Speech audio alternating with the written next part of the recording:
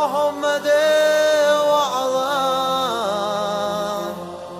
آل محمد والسلام.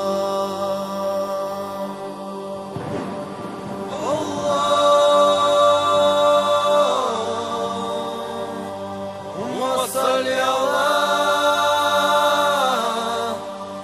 محمد وعلى آل محمد والسلام.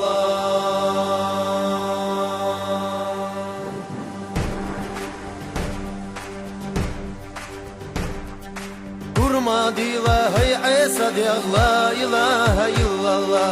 Haydanana dara ali la ilahe illallah. Hadanana khirdat suna la ilahe illallah.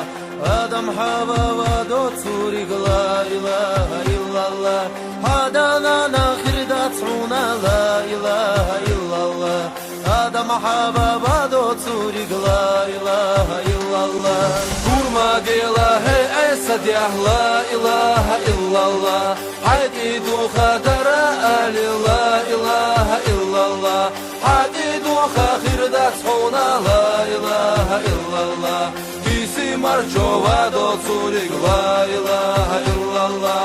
Hadidu khirdat suna la ilahe illallah.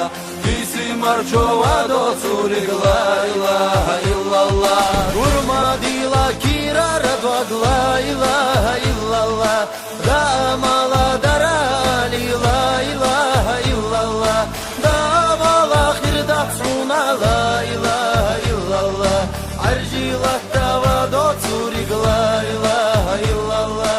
Damala khirdat suna la ilahe illallah. Arjilat dava dotsurig la ilahe illallah. Kurma dila kirara dog la ilahe illallah. Dünya dok kadara ali la ilahe illallah. Dünya dok kavakilara la ilahe illallah. Vatta gotta khirduhuna la ilahe illallah. Dünya dok kavakilara la ilahe illallah. Vatta gotta khirduhuna la ilahe illallah. Kurma dila hey Isa diye la ilahe illallah. Haydolu yaşta var Ali la ilahe illallah.